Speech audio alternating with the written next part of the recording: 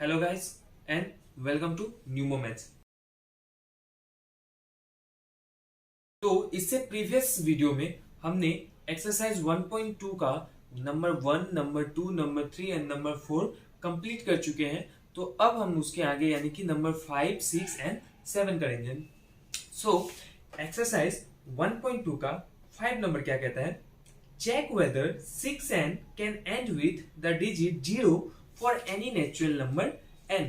तो हमें यहाँ क्वेश्चन नंबर 5 में ये पता लगाना है कि 6 टू द पावर n हो तो क्या वो 0 के साथ खत्म हो सकता है, यानी कि लास्ट में इसके आगे कुछ भी डिजिट हो लेकिन इसका यूनिट प्लेस में 0 होना चाहिए।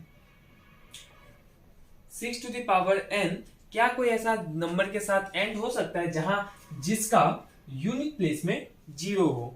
तो हमें ये सॉल्व करना है। ये सॉल्व करने से पहले मैं आप लोगों को एक बात बताना चाहूंगा। कोई भी नंबर जिसका एंड में 0 आता हो यानी कि यूनिट प्लेस की जगह पे 0 आता हो तो वो नंबर 10 से डिवाइड जाएगा। कोई भी नंबर जिसका यूनिट प्लेस में 0 आता है वो 10 से डिवाइड जाएगा। 10 से डिवाइड जाएगा मतलब 10 को हम 2 इंटू 5 भी लिख सकते हैं। तो यहां से हमें यह पता चलता है कि हर वो नंबर जिसका यूनिट प्लेस में 0 होता है वो 2 and 5 का मल्टीपल होगा। 2 and 5 का मल्टीपल होगा। तो चलिए अब इसे हम सॉल्व करते हैं। तो हम मानेंगे कि any number to end with 0 must have 2n and 5m as a factor. यानी कि कोई भी नंबर जो 0 से एंड होता हो उसका 2 और 5 एक फैक्टर होगा, यानी कि 2 भी होगा उसका फैक्टर और 5 भी होगा। बट 6n को हम क्या लिख सकते हैं? 2 into 3 to the power n। तो यहां पे क्या है? 6 टू द पावर n में 2 तो आ गया है बट 5 मिसिंग है, और 5 अगर मिसिंग है तो मतलब 6 टू द पावर n, हम n को कोई भी नेचुरल नंबर पकड़ ले तो 6n कभी भी 0 के साथ खत्म नहीं हो सकता है, क्योंकि 6 टू द पावर n में 2 है फैक्टर और 3 है फैक्टर, बट 5 एक फैक्टर नहीं है। अगर 2 इंटू 3 इंटू 5 भी फैक्टर हो तो ये 0 के साथ एंड हो सकता है। लेकिन यहां पे क्या फैक्टर है? 2 है और 3 है, 5 नहीं है, इसीलिए ये 0 के साथ खत्म नहीं हो सकता है। सो अब हम लोग क्या, ये लाइन से हम लोग को क्या मिल गया कि 6 टू द पावर n में 5 एक फैक्टर नहीं है। तो ये इसी को आप हम इंग्लिश में लिख लेंगे। So it is observed that 6n does not have 5 as its factor. Therefore 6n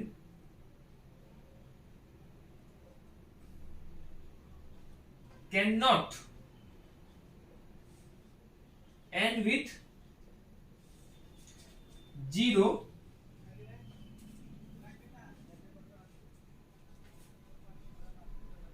for any natural number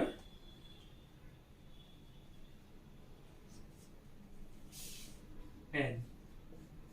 तो यहां हमें क्या मिल गया कि 6n कभी भी 0 से खत्म नहीं हो सकता है, चाहे हम n का कोई भी नेचुरल नंबर पुट कर दें। ज्यादा कुछ ऐसा है नहीं इसमें, सिर्फ कॉन्सेप्ट है कि अगर कोई भी नंबर को हमें 0 से एंड करना है यानी कि उसका यूनिट प्लेस में 0 आए तो उसका मल्टीपल 2 और 5 होना चाहिए, या फिर वो नंबर 2 और 5 से डिवाइड होना चाहिए। अगर वो 2 और 5 से डिवाइड हो जाएगा तो वो 0 से एंड होगा। अगर वो 2 और 5 से डिवाइड नहीं जाएगा या उसका फैक्टर 2 और 5 नहीं है तो वो 0 से एंड यानी कि लास्ट में 0 नहीं आएगा। Simple as simple as that, ये इतना सिंपल है। तो बस उसी को हमें लैंग्वेज में लिख देना है और इसमें कुछ नहीं करना है, ठीक है। तो इसके बाद नेक्स्ट नंबर 6 है, explain why 7 into 11 into 13 plus 13 and 7 into 6 into 5 into 4 into 3 into 2 into 1 plus 5 are composite number। So ये करने से पहले हमें कॉम्पोजिट नंबर क्या है ये जान लेना बहुत ही जरूरी है। जैसे एक प्राइम नंबर है, प्राइम नंबर वो नंबर है जो खुद से डिवाइड जाता हो और 1 से डिवाइड जाता हो, वो प्राइम नंबर है। यानी कि जिसका सिर्फ 2 फैक्टर हो, एक वो खुद और दूसरा 1, वो प्राइम नंबर है। और उसी के वाइस वर्सा, उसी का एकदम ऑपोजिट जो है वो है कॉम्पोजिट नंबर। तो कॉम्पोजिट नंबर को हम लोग सिंपली कह सकते हैं कि जिस नंबर का 2 से ज्यादा फैक्टर हो या 2 से ज्यादा मल्टीपल हो, वो सारे नंबर कॉम्पोजिट नंबर है। क्वेश्चन नंबर 6 में हमें 2 नंबर मिला है। पहला नंबर है 7 into 11 into 13 plus 13। तो आप देखिए बीच में ये प्लस है, तो हम दोनों से, ये पूरा नंबर से और इस नंबर से 13 कॉमन ले सकते हैं। यानी कि अगर हम 13 कॉमन ले ले तो ये हो जाएगा 7 into 11 into 13 से डिवाइड हो गया तो 1 बच गया, प्लस सिमिलर 13 से डिवाइड हो गया तो 1 बच गया।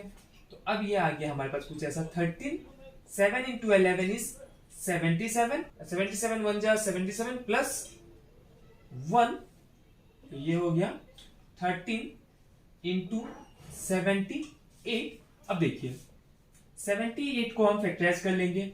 अगर हम 2 से करते हैं तो क्या मिल जाएगा हमें 3 9, ओके। फिर हम 3 से कर लेते हैं 1 3 और 13 से फिर करेंगे तो 1। तो सिंपली 2 into 3 into 13 ये हो गया 78 का, और ये फिर 30, ठीक है। तो देखिए ये जो नंबर है इसका 2 into 3 into 13 into 13, यानी कि इसका फैक्टर 2 भी है, इसका फैक्टर 3 भी है, इसका फैक्टर 13 भी है। और हमें ये पता ही है कि किसी भी नंबर का अगर 2 से ज्यादा फैक्टर हो तो वो कॉम्पोजिट नंबर होता है। इस एक्सप्रेशन के according therefore the given expression has 2 3 and 13 as its factor, ठीक है। गिवन एक्सप्रेशन में हमें क्या पता चला कि 2 भी इसका फैक्टर है, 3 भी इसका फैक्टर है और 13 भी इसका फैक्टर है। Therefore it is a composite number. और दूसरा जो है वो क्या है 7 into 6 into 5 into 4 into 3 into 2 into 1 plus 5। तो अब देखिए इधर में हम क्या कर सकते हैं, ये पूरा से और इससे 5 दोनों से कॉमन ले सकते हैं। सिंपली जैसे यहां पे किया उसी तरह इधर में दोनों से 5 कॉमन ले सकते हैं। तो कॉमन ले लेंगे 5, तो ये हो गया 7 into 6 into 4 into 3 into 2 into 1 plus 1। अब हमें मिल गया 5, 7 6 जा 42, 4 3 जा 12, इसको इंटू कर लेते हैं, 2 2 जा 4, 4 2 जा 8, 2 1 जा 2, 4 1 तो 405, 504 यहां से यहां तक मिलके हो गया 504। अब बच गया है 2, तो 2 को मल्टीप्लाई कर देंगे इंटू 2, तो ये हो गया 8 0 10 यानी कि 1008। तो यहां हमें मिल गया 1008 प्लस 1, 5 इंटू 1009। सो 1009 को हम आगे ब्रेक नहीं कर सकते हैं क्योंकि ये एक प्राइम नंबर है। सो यहां पे हमारे पास क्या क्या फैक्टर मिल गया, एक 5 और एक 1009, और ये जो टोटल नंबर होगा वो एक फैक्टर है ही, अदर देन दैट 1 एक फैक्टर है ही। तो यहां पे भी हमारे पास क्या हो गया कि 2 से ज्यादा फैक्टर मिल गया है। अगर यहां पे भी 2 से ज्यादा फैक्टर है मतलब ये भी नंबर एक कॉम्पोजिट नंबर है। तो सिंपली इसमें भी एक स्टेटमेंट लिखेंगे Therefore, the given expression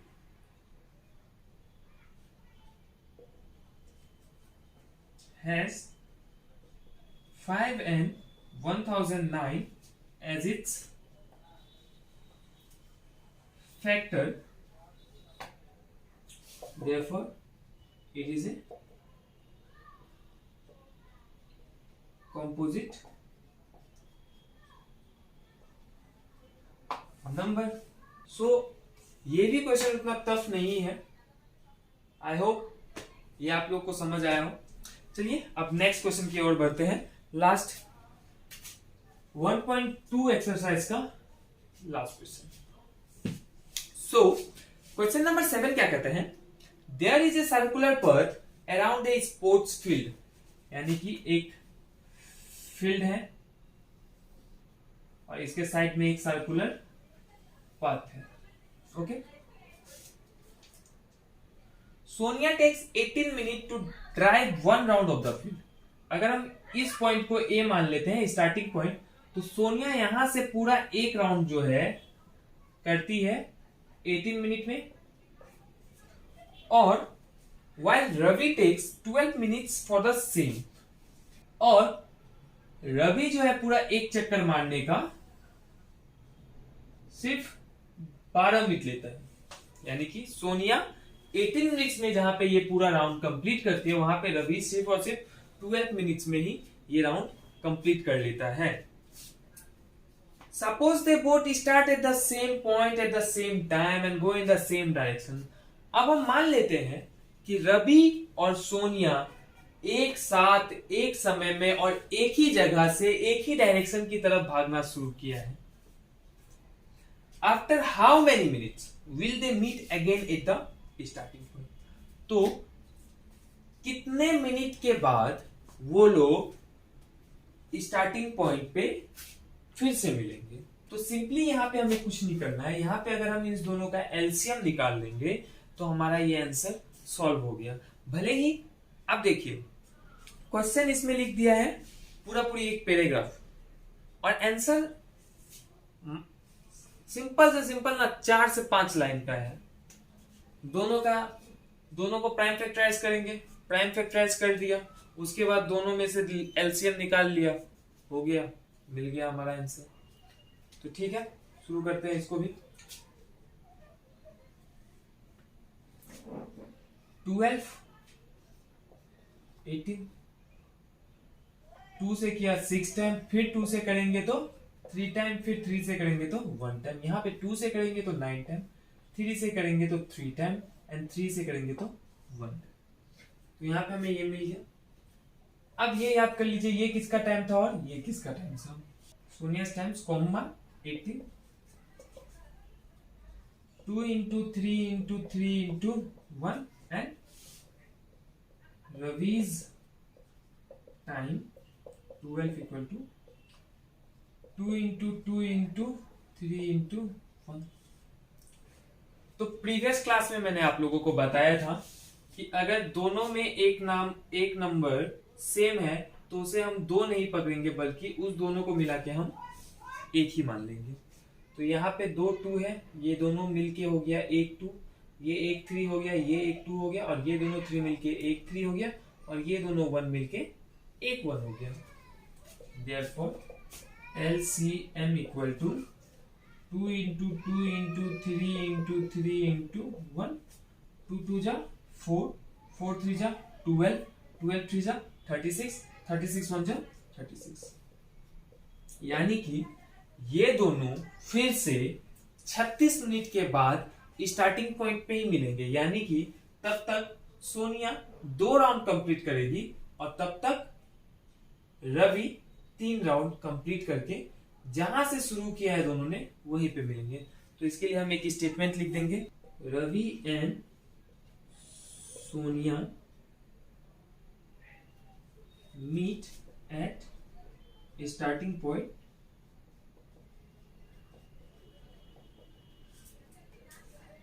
after 36 minutes।